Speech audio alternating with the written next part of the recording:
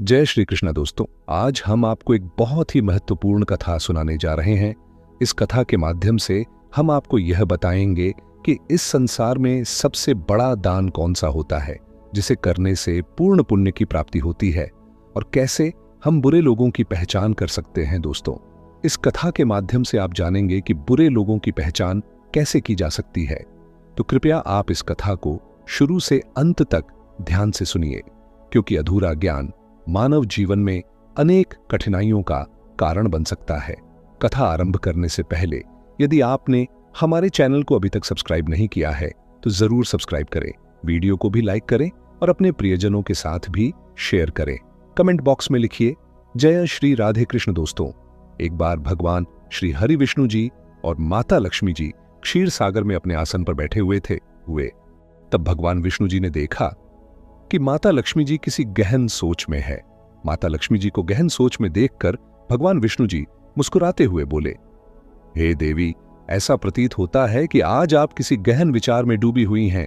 आप निसंकोच होकर अपने प्रश्न पूछिए, हम आपके सभी प्रश्नों का समाधान अवश्य करेंगे। भगवान विष्णु जी की बात सुनकर माता लक्ष्मी ने कहा, हे प्रभु, आज मेरे मन में एक जिज्ञासा है।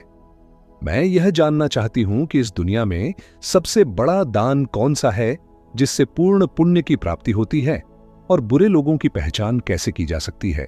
मनुष्य उन लोगों को कैसे पहचान सकते हैं। तब भगवान विष्णु जी ने माता लक्ष्मी जी से कहा, हे देवी, आपने सचमुच मानव जाति के कल्याण हेतु अति महत्वपूर्ण प्रश्न पूछे हैं। यह प्रश्न मनुष्य के जीवन में अत्यंत मूल्यवान है। इसलिए मैं आपको आपके इन प्रश्नों के उत्तर एक महत्वपूर्ण कथा के माध्यम से दूंगा, लेकिन आपको इस कथा को शुरू से लेकर अंत तक ध्यानपूर्वक सुनना होगा। तब माता लक्ष्मी जी ने उत्तर दिया, हे प्रभु, मैं आपको वचन देती हूं कि इस कथा को मैं पूरी श्रद्धा से सुनूंगी और इस कथा का प्रचार समस्त देवलोक में करूंगी। दोस्तों, भगवान श्री हरि विष्णु जी देवी लक्ष्मी से कहते हैं, हे देवी, एक समय की बात है, किसी नगर में एक राजा राज्य करता था। वह राजा बहुत ही बलशाली, वीर और अत्यंत ही बुद्धिमान था। इसके साथ ही वह धर्मपरायण और दयालु भी था। उस राजा की रानी भी संस्कारी और अत्यंत धार्मिक स्वभाव की थी। दोनों पति पत्नी भगवान भोलेनाथ के परम भक्त थे। वे दोनों प्रतिदिन शिव जी के मंदिर में जाकर उनकी पूजा अर्चना किया करते थे। यह उनका प्रतिदिन का नियम था।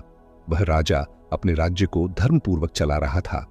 उसके राज्य में कोई भी व्यक्ति दुखी नहीं रहता था, बल्कि सारी प्रजा सुख और वैभव से संपन्न रहती थी। इसलिए पूरे नगर में हर तरफ खुशियां ही खुशियां बिखरी रहती थीं। वहां के जानवर भी एक दूसरे को कोई हानि नहीं पहुंचाते थे। यहां तक कि एक ही नदी में शेर और बकरी शांतिपूर्वक पानी पीते थे। ऐसे ही दिन बीत रहे थे।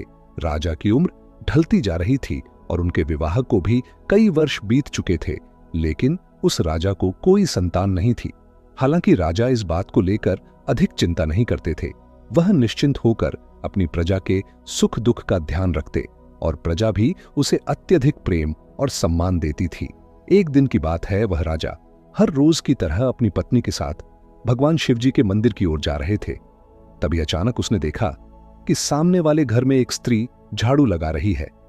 राजा और रानी जब उस स्त्री के घर के पास से गुजरे तो वह स्त्री उन्हें देखते ही अपना चेहरा फेरकर तेजी से घर के अंदर चली गई। उस स्त्री का ऐसा व्यवहार देखकर राजा और रानी को बिल्कुल भी अच्छा नहीं लगा। राजा उस समय अपनी रानी के साथ भगवान भोलेनाथ की पूजा करने के लिए मंदिर जा रहा था। इसलिए उसने उस स्त्री से कुछ नहीं कहा और सीधे मंदिर पहुंचकर भगवान शिव जी की पूजा अर्चना की पूजा के बाद राजा अपनी रानी के साथ वापस महल लौट आया। लेकिन महल पहुंचने के बाद राजा ने अपने एक सैनिक को बुलाया और उसे आदेश दिया कि तुम जाओ और नगर के बाहरी क्षेत्र में रहने वाली उस स्त्री को अपने साथ महल ले आओ। ध्यान रखना, तुम उसे कुछ भी मत बताना कि क्यों बुलाया गया है, बस उसे तुम हमारे पास ले आओ। भगवान विष्णु जी कथा सुनाते हुए आगे कहते हैं, हे देवी, राजा का आदेश पाते ही वह सैनिक तुरंत ही उस महिला के घर पहुंचता है। उस समय महिला का पति भी घर पर नहीं था। फिर वह सैनिक उस स्त्री के घर के दरवाजे को खटखटाने लगता है और कुछ देर बाद वह महिला अपने घर का दरवाजा खोलती है। सामने राजा का सैनिक खड़ा देखकर वह महिला हैरान होती है और पूछती है, क्या हुआ, आप मेरे घर पर क्यों आए हैं? उस महिला की बात सुनकर राजा का वह सैनिक उससे कहता है, चलो मेरे साथ महाराज ने तुम्हें राजमहल में बुलाया है। उन्हें आपसे कुछ बात पूछनी है। यह सुनकर वह महिला अपने मन में सोचती है, आखिर महाराज का आदेश है, इसे ठुकराया तो नहीं जा सकता, मुझे राज दरबार में जाना ही होगा। उसके बाद वह सैनिक उस स्त्री को अपने साथ लेकर राजमहल पहुंच गया। महल में पहुंचकर वह महिला राजा को प्रणाम करती है और कहती है, हे महाराज, आपने मुझे अचानक यहां राजमहल में क्यों बुलाया है? क्या मुझसे कोई गलती हो गई है? उस स्त्री की बात सुनकर राजा कहता है, तुम मुझे एक बात बताओ, आज सुबह जब मैं और मेरी पत्नी भगवान शिव जी के मंदिर जा रहे थे तो तुमने मुझे देखकर अपना मुंह फेर लिया और मुझे आते हुए देखकर तुम दौड़ते हुए अपने घर में चली गई। तुमने मुझे देखकर ऐसा दुर्व्यवहार क्यों किया? तब वह महिला निर्भीकता से राजा से कहती है, हे महाराज, आप भले ही मुझे मृत्यु दंड दे दें तो भी मुझे कोई ऐतराज नहीं, परंतु मैं सच ही कहूंगी, आपके महल में बड़े बड़े विद्वान हैं, पंडित हैं। अगर मैं गलत बात बोलूं तो आप उनसे पूछ सकते हैं कि हमारे नगर में यह मान्यता है कि जो सुबह सुबह आपका चेहरा देख लेता है तो उस व्यक्ति का पूरा दिन खराब हो जाता है, क्योंकि आप संतानहीन हैं, अभी तक आपको संतान की प्राप्ति नहीं हुई है। इसी कारण मैंने आपका मुंह देखकर अपना मुंह फेर लिया था और अपने घर के अंदर चली गई थी। उस महिला की ऐसी बात सुनकर राजा आश्चर्य में पड़ जाता है। वह अपने मन में सोचता है कि यह महिला तो बिल्कुल सत्य कह रही है। यदि किसी नगर के राजा को संतान नहीं हो तो यह उसकी प्रजा के लिए बिल्कुल भी शुभ नहीं माना जाता। उसके बाद राजा उस महिला को वापस अपने घर जाने की अनुमति देता है। फिर राजा अपने मन में यह विचार करने लगता है कि अब मुझे भगवान शिव जी के मंदिर में जाकर संतान प्राप्ति के लिए यज्ञ करना चाहिए। ऐसा सोचकर वह राजा अपने कक्ष में लौटकर रानी से कहता है, हे प्रिय, हमारे नगर के लोग हमारे चेहरे को देखना भी पसंद नहीं करते हैं, क्योंकि हमारे पास अभी तक कोई संतान नहीं है। इसलिए हमें भगवान शिव जी के मंदिर में जाकर संतान प्राप्ति का यज्ञ करना चाहिए। हम भगवान भोलेनाथ के मंदिर में चलते हैं और भगवान शिव से प्रार्थना करते हैं कि वे हमें पुत्र प्रदान करें।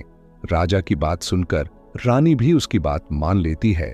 फिर राजा और रानी दोनों भगवान शिव जी के मंदिर पहुंचते हैं और भगवान शिव जी की पूजा करके संतान प्राप्ति के लिए यज्ञ का आयोजन करते हैं। भगवान विष्णु जी कथा सुनाते हुए आगे कहते हैं, हे देवी पुत्र, प्राप्ति के लिए राजा और रानी ने यज्ञ का आयोजन किया, लेकिन यज्ञ संपन्न होने के बाद भी उन्हें संतान की प्राप्ति नहीं हुई। यज्ञ के निष्फल होने से राजा अत्यंत निराश हो गया। यज्ञ का आयोजन करने वाले पंडित जी भी सोच में पड़ गए। पंडित जी ने मन ही मन सोचा, अब तक जितने भी यज्ञ मैंने किए हैं उनमें से कोई भी यज्ञ आज तक विफल नहीं हुआ है। इसका अर्थ यह है कि शायद इस राजा के भाग्य में ही खोट है, और ऐसा प्रतीत होता है कि ईश्वर ने इस राजा के भाग्य में संतान का योग नहीं लिखा है। इसलिए संतान प्राप्ति का यज्ञ करने के बाद भी उसे संतान की प्राप्ति नहीं हुई। राजा हर संभव प्रयास करके थक चुका था और अब वह गहरे निराशा में डूबा रहता था।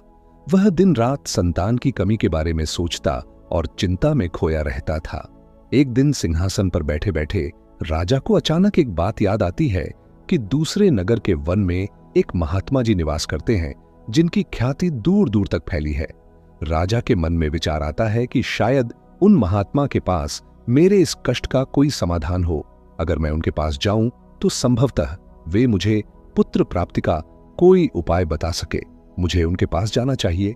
अपने मन में यह निर्णय लेकर राजा तुरंत अपनी रानी के पास जाता है और उससे कहता है, हे प्रिय, दूसरे नगर के वन में एक महान तपस्वी और ज्ञानी महात्मा जी रहते हैं। मुझे लगता है कि हमें उनके पास जाना चाहिए। हो सकता है कि वे हमें पुत्र प्राप्ति का कोई मार्ग सुझा दे। फिर रानी भी राजा की इस बात से सहमत हो गई। रानी ने कहा, हे स्वामी, आपकी बात बिल्कुल सही है, हमें महात्मा जी से अवश्य मिलना चाहिए। रानी की सहमति पाकर राजा और रानी दोनों ने एक रथ में बैठकर महात्मा जी के दर्शन के लिए दूसरे वन की ओर प्रस्थान किया। कुछ समय के बाद वे दोनों वन में पहुंच गए। रथ से उतरकर राजा और रानी दोनों जंगल के भीतर जाने लगे। ऊंचे नीचे रास्तों से गुजरते हुए वे महात्मा के आश्रम की ओर बढ़ने लगे। भगवान विष्णु जी कथा सुनाते हुए आगे कहते हैं, हे देवी। फिर राजा और रानी वन के भीतर महात्मा जी की कुटी के पास पहुंच जाते हैं। वहां वे देखते हैं कि महात्मा जी एक विशाल वृक्ष के नीचे ध्यान मग्न होकर साधना में लीन है। यह दृश्य देखकर राजा और रानी कुछ देर तक खामोशी से खड़े रह जाते हैं ताकि महात्मा जी की साधना में कोई विघ्न न आए। दोनों हाथ जोड़कर विनम्रता पूर्वक महात्मा जी के सामने खड़े रहते हैं। कुछ समय बाद महात्मा जी अपनी साधना से बाहर आते हैं और अपनी आंखें खोलते हैं। तब वे देखते हैं कि राजा और रानी उनके सामने अपने दोनों हाथों को जोड़कर खड़े हुए हैं। वे महात्मा जी उस राजा को अच्छी तरह से जानते भी थे, इसलिए वे राजा को देखते ही पहचान लेते हैं और राजा से मुस्कुराते हुए कहते हैं, हे राजन, आज आप यूं अचानक से हमारे पास किस प्रयोजन से पधारे हैं? तब राजा ने नम्रता से महात्मा जी को प्रणाम किया और अपनी व्यथा महात्मा जी को कह सुनाई। उसने बताया कि कैसे उन्होंने पुत्र प्राप्ति के लिए यज्ञ किया, परंतु सभी व्यर्थ गए। यह सब सुनने के बाद महात्मा जी कुछ क्षणों के लिए मौन हो गए और अपनी आंखें बंद कर ली। वे ध्यानत होकर राजा के जीवन की घटनाओं का आंतरिक दृष्टि से अवलोकन करने लगे। कुछ समय बाद महात्मा जी ने अपनी आंखें खोली और गंभीर स्वर में बोले, राजन, मैंने आपके जीवन का एक ऐसा सत्य देखा है जिसे सुनकर आपको कष्ट हो सकता है। आपके पिछले जन्म में किए गए एक पाप का फल इस जन्म में आपके भा पर भारी पड़ा है। आपने पिछले जन्म में एक ऐसा घोर पाप किया था जिसके परिणाम स्वरूप इस जीवन में आपके भाग्य में संतान प्राप्ति का योग नहीं है। इसी कारण से आपके सभी प्रयास निष्फल हो रहे हैं। भगवान विष्णु जी कथा सुनाते हुए आगे कहते हैं, हे देवी। महात्मा जी की बातें सुनकर राजा उनके चरणों में गिर पड़ा और विनती करते हुए बोला, हे महात्मा, कृपा करके आप ऐसा मत कहिए, आप ही हमारे दुख को हरने का कोई उपाय सुझाए।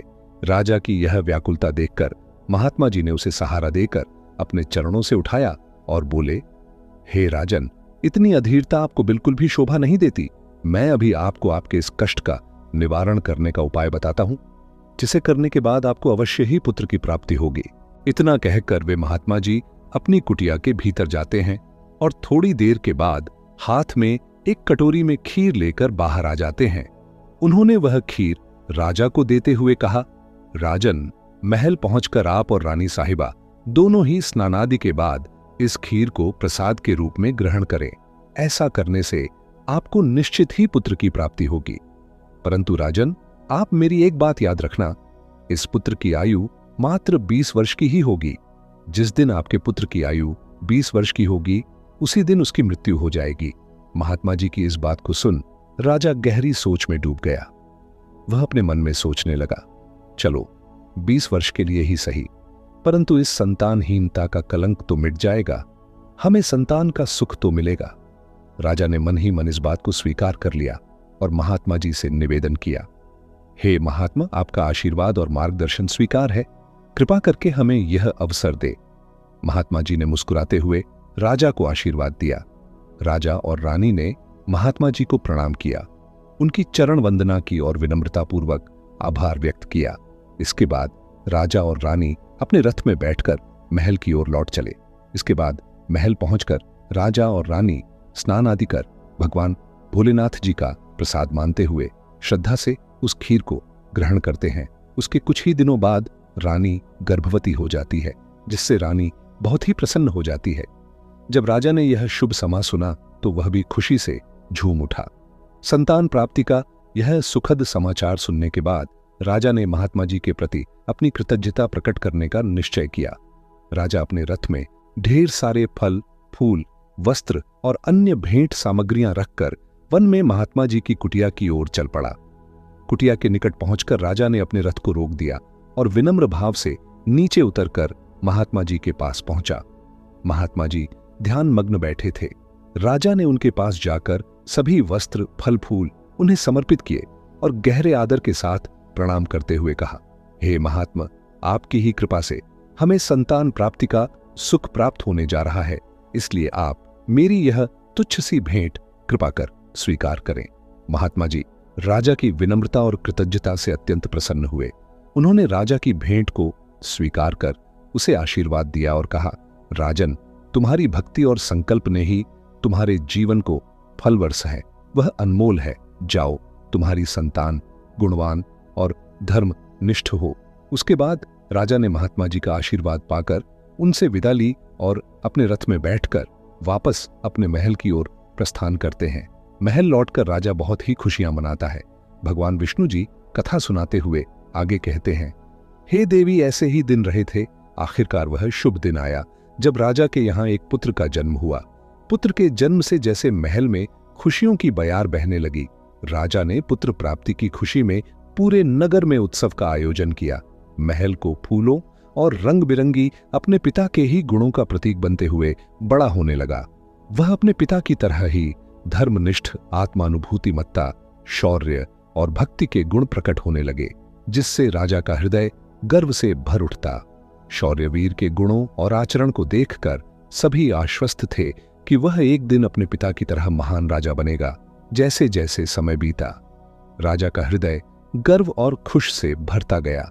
संतान सुख की प्राप्ति ने उसकी सभी चिंताओं को मानो हर लिया था और वह अपने पुत्र में संपूर्ण संसार का आनंद खोजने लगा। वह राजा पुत्र के प्रति अपने स्नेह में इतना डूब गया कि वह यह महत्वपूर्ण बात भी भूल बैठा कि उसके पुत्र की आयु मात्र 20 वर्ष तक की है।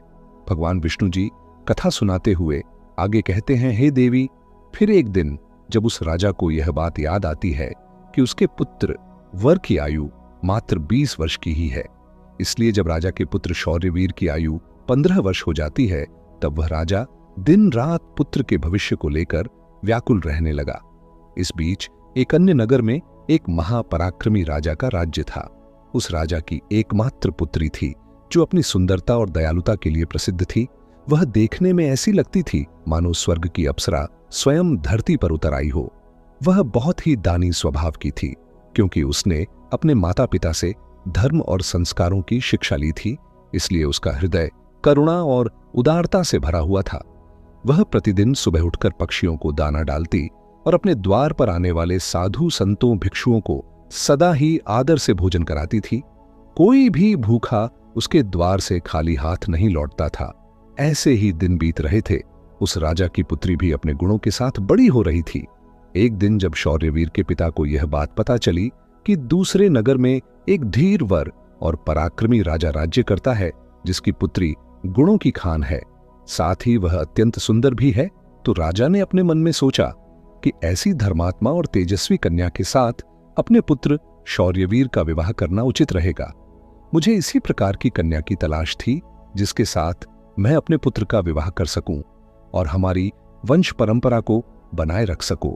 इस विचार के साथ ही राजा ने अपने मन में निर्णय किया कि वह उस राजा से प्रस्ताव रखेगा जिससे वह अपने पुत्र शौर्यवीर का विवाह उस सुंदर और धार्मिक कन्या के साथ कर सके।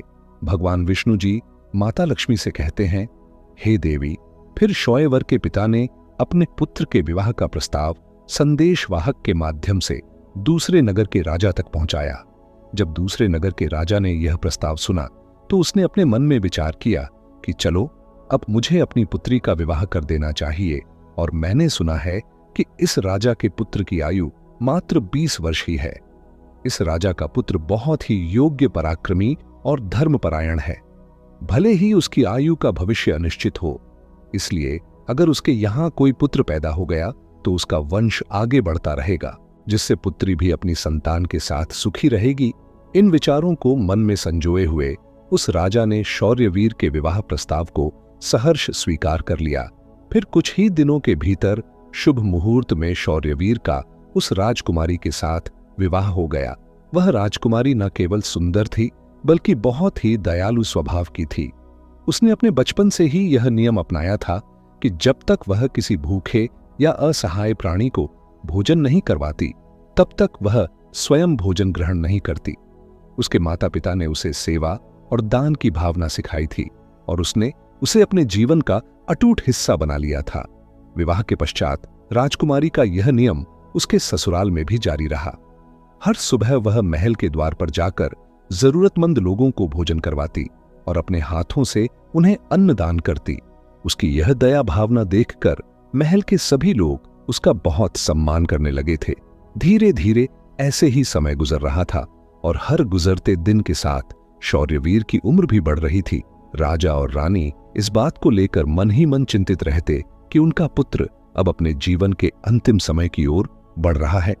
उन्हें महात्मा की वह भविष्यवाणी हमेशा याद रहती कि शौर्यवीर की आयु केवल 20 वर्ष ही होगी। इस दुखद सत्य को केवल राजा और रानी ही जानते थे। उन्होंने यह बात किसी और को नहीं बताई थी, ताकि महल में कोई चिंता का माहौल न बने। जैसे जैसे शौर्यवीर की आयु 20 वर्ष की ओर बढ़ती जा रही थी, राजा और रानी के दिल की धड़कनें तेज हो जाती। अपने पुत्र के प्रति उनका प्रेम और मोह इतना अधिक था कि वे चाहकर भी इस चिंता से मुक्त नहीं हो पाते थे। भगवान विष्णु जी कथा सुनाते हुए आगे कहते हैं, हे देवी, फिर वह दिन भी आ जाता है जब शौर्यवीर के जीवन के मात्र 3 दिन शेष रह जाते हैं। राजा और रानी का दिल भारी हो जाता है। राजा बार बार अपने मन में सोचने लगा कि अब मैं क्या करूं? मेरा पुत्र 3 दिन बाद मुझसे हमेशा के लिए दूर हो जाएगा। क्या कोई ऐसा उपाय नहीं है जिससे मैं उसे बचा सकूं? रानी भी इस दुख से भरी थी और हर पल अपने पुत्र के जीवन की कल्पना करती रहती। इसलिए उनके पुत्र मोह ने उन्हें बीमार और कमजोर बना दिया था। दोनों इतने दुखी थे कि अब उन्होंने भोजन करना भी छोड़ दिया था, परंतु अपनी पीड़ा को उन्होंने किसी के सामने प्रकट नहीं किया। वे नहीं चाहते थे कि महल के लोग उनके पुत्र की मृत्यु की बात सुनकर दुखी हो और चिंता में पड़ जाए। फिर वह आखिरी दिन भी आ पहुंचा, जिस दिन शौर्यवीर की आयु पूरी होनी थी, उसकी मृत्यु होनी थी। फिर उस दिन जैसे ही सुबह हुई, राजा और रानी अपनी चिंता और दुख से व्याकुल होकर भगवान भोलेनाथ के मंदिर में बैठकर उनकी पूजा अर्चना में लग गए। वे दोनों भगवान भोलेनाथ से प्रार्थना करते हुए कहने लगे, हे प्रभु, आप कृपा करके हमें पुत्र की मृत्यु होने के दुख को सहन करने की शक्ति दीजिए। हम जानते हैं कि जो भी किसी के भाग्य में लिखा होता है उसे कोई बदल नहीं सकता, वह होकर ही रहता है, परंतु हमारे लिए यह समय बहुत ही कठिन है। उधर राजकुमार शौर्यवीर की पत्नी अपने दैनिक धर्म कर्म के कामों में लगी हुई थी। हर दिन की तरह वह भूखे गरीबों और निर्धनों को भोजन करा रही थी, पक्षियों को दाना डल रही थी और जरूरतमंदों की सहायता में लगी थी। उसे अपने पति की आयु के बारे में कुछ भी पता नहीं था, इसलिए वह निश्चिंत होकर अपने कार्यों में मग्न थी।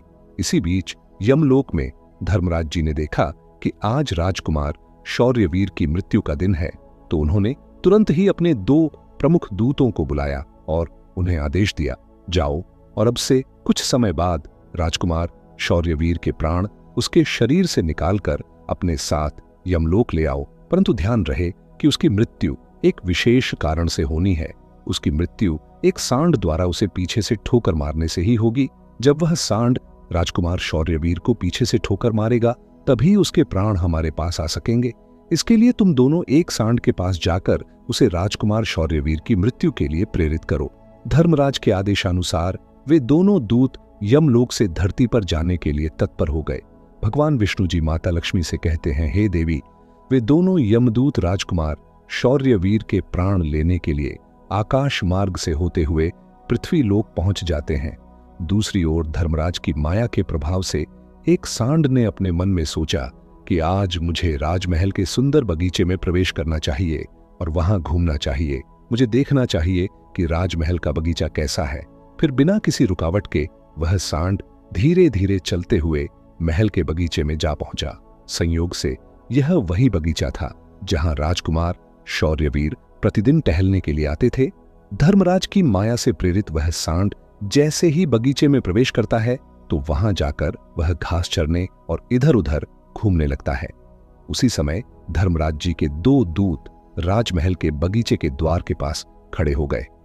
वे दोनों बगीचे के भीतर की गतिविधियों पर नजर बनाए रखते हैं। कुछ समय बाद राजकुमार शौर्यवीर उस बगीचे में टहलने के लिए आता है। राजकुमार शौर्यवीर को सांड के वहां होने का एहसास नहीं था और वह अपने विचारों में खोए हुए बगीचे में टहलने लगता है। तब वे दोनों यमदूत अपने मन में सोचते हैं, अब बस थोड़ी ही देर में राजकुमार शौर्यवीर की आयु समाप्त होने का समय निकट आ जाएगा। हमें इंतजार है उस पल का जब यह सांड राजकुमार को ठोकर मारेगा, तब हम उसके प्राण लेकर यमलोक लौट जाएंगे। जब वे दोनों दूत यह विचार कर रहे थे कि तभी क्या होता है कि एक अन्य नगर में एक निर्धन ब्राह्मण रहता था। उस ब्राह्मण की एक पुत्री थी जिसका समय रहते उसने विवाह कर दिया था, लेकिन दुर्भाग्य से उसकी बेटी का पति एक दुष्ट प्रवृत्ति का व्यक्ति था जो बहुत ही मदिरापान करता था, जुआ खेलता था और पराई स्त्रियों के साथ संबंध बनाता था। जैसे ही उसने भोजन का निवाला अपने मुंह में डाला, उसकी आत्मा की तृप्ति हो गई और उसकी आत्मा से सच्चे मन से आशीर्वाद निकलने लगे कि महारानी का पति दीर्घायु और स्वस्थ रहे। इधर राजकुमार शौर्यवीर अपने महल की ओर बढ़ रहा था और बगीचे के बाहर खड़े यमदूत उसकी मृत्यु का बेसब्री से इंतजार कर रहे थे। परंतु जैसे ही राजकुमार बगीचे में उस सांड के सामने पहुंचा तो सांड ने तुरंत उसे पीछे से ठोकर मारने के लिए अपनी ताकत जुटाई। वह अपनी सींग से उसे मारने ही वाला था कि तभी अचानक से दो देवदूत वहां प्रकट हो जाते हैं और अपनी दिव्य शक्ति से उस सांड को बेहोश कर देते हैं। वह सांड हिल भी नहीं पा रहा था, उसमें आगे बढ़ने की बिल्कुल भी शक्ति नहीं बची थी। इस पर वह सांड अपने मन में सोचने लगा कि यह मुझे क्या हो गया, अभी तो मैं इस राजकुमार को पीछे से ठोकर मारने आया था और अब मैं खुद ही चलने में असमर्थ हूं। उसकी समझ में नहीं आ रहा था कि यह सब कैसे और क्यों हो रहा है। भगवान विष्णु जी माता लक्ष्मी से कहते हैं, हे देवी, यह सब उस ब्राह्मण की भूखी बेटी के आशीर्वाद का प्रभाव था जो उसने भोजन करते समय दिया था। उस आशीर्वाद की शक्ति के कारण ही वे देवदूत वहां आकर खड़े हो गए थे। इसके बाद वे देवदूत यमराज के उन दूतों से कहते हैं, हे यमदूत, तुम इस राजकुमार के प्राण नहीं ले सकते। जिस प्रकार श्राप असर दिखा सकता है उसी प्रकार आशीर्वाद भी फलित हो सकता है। अब राजकुमार और सांड के बीच वे दो देवदूत आशीर्वाद रूपी दीवार बनकर खड़े थे और राजकुमारी का दान मृत्यु के समय को आगे नहीं बढ़ने दे रहा था। फिर वे यमदूत उन देवदूतों से कहते हैं, हे देवदूत, तो तुम सभी यहां से लौट जाओ और हमें हमारा काम करने दो, क्योंकि हमारा उद्देश्य है इस राजकुमार के प्राण लेकर यमलोक लौट जाना। तब देवदूतों ने दृढ़ता से उत्तर दिया, नहीं यमदूतों, ऐसा कभी नहीं हो सकता। हमारे रहते यह असंभव है, क्योंकि हमें स्वयं भगवान शिवजी ने यहां भेजा है। दोनों पक्षों के बीच बहस छिड़ गई और फिर यह बहस धीरे धीरे एक युद्ध में बदल गई। देवदूतों की अद्वितीय शक्ति के सामने यमदूत असहाय हो गए और हार मानकर वापस यमलोक लौट गए। यमलोक में पहुंचकर यमदूतों ने यमराज जी से कहा, हे महाराज, हम उस राजकुमार के प्राण नहीं ले पाए। तब यमराज जी अपने उन दूतों से कहते हैं, यह कैसी विडंबना है, तुम लोग खाली हाथ क्यों वापस लौट आए? यमराज जी की बात सुनकर यमदूत यमराज जी से कहते हैं, हे महाराज, हम उस राजकुमार के प्राणों को लेने के लिए गए थे, लेकिन अचानक से पता नहीं दो देवदूत हमारे सामने आकर खड़े हो गए और उन दोनों के सामने हमारी कोई भी शक्ति काम नहीं कर पाई। यमराज यह सुनकर सोच में पड़ गए और बोले, ऐसी कौन सी बड़ी शक्ति है जो उस राजकुमार की मृत्यु के मार्ग में बाधा बन रही है? फिर वे यमदूत यमराज जी से कहते हैं, हे महाराज, एक तो उसके दान की शक्ति और आशीर्वाद की शक्ति जिसने देवदूतों को और भी शक्तिशाली बना दिया है। तब यमराज जी अपने दूतों से कहते हैं, लगता है यह कार्य तुमसे नहीं हो पाएगा, तुम लोग रहने दो, मुझे स्वयं पृथ्वी लोक पर जाकर उस राजकुमार के प्राण लेने होंगे। भगवान विष्णु जी कथा सुनाते हुए आगे कहते हैं, हे देवी, फिर अपने दूतों से इतना कहकर यमराज जी स्वयं पृथ्वी लोक पर पहुंच जाते हैं और उस राजा के महल के बगीचे में प्रकट हुए। वहां उन देवदूतों से यमराज जी कहते हैं, हे देवदूतों, क्या तुम लोग नहीं जानते कि विधि का विधान अटल है? जब किसी की आयु पूरी हो जाती है तो उसे यमलोक जाना ही होता है और इस राजकुमार की भी आयु अब पूर्ण हो चुकी है, इसलिए मैं इसके प्राण लेने आया हूं। तब देवदूतों ने यमराज से कहा, हे प्रभु, आप हमें बताइए कि ब्रह्मा जी और विष्णु जी तक को भी श्राप का प्रभाव सहना पड़ा था। यदि श्राप का मान रखा जा सकता है तो क्या आशीर्वाद का मान नहीं रखा जा सकता? इस राजकुमार को भूखे को भोजन देने का आशीर्वाद प्राप्त है। उन देवदूतों की बात सुनकर यमराज जी उन देवदूतों से कहते हैं, आप लोग सत्य कह रहे हैं, परंतु अब मुझे क्या करना होगा? तब वे देवदूत यमराज जी से कहते हैं, हे प्रभु, आप इस राजकुमार की आयु 100 वर्ष कर दीजिए, इसके बाद ही आप इस राजकुमार के प्राण लेने के लिए पधार सकते हैं। और यही भगवान शिव जी का भी आदेश है। उन देवदूतों की बात मानकर यमराज जी ने राजकुमार शौर्यवीर की आयु 100 वर्ष कर दी और वापस यमलोक लौट गए। भगवान विष्णु जी कहते हैं, हे देवी, प्रकार एक भूखे को भोजन देने के पुण्य के कारण उस राजकुमार की मृत्यु टल गई और उसकी आयु भी बढ़ गई। इसी कारण कहा जाता है कि अन्नदान सबसे बड़ा दान है। किसी भूखे को दिया गया अन्न अश्वमेध यज्ञ के फल के बराबर होता है।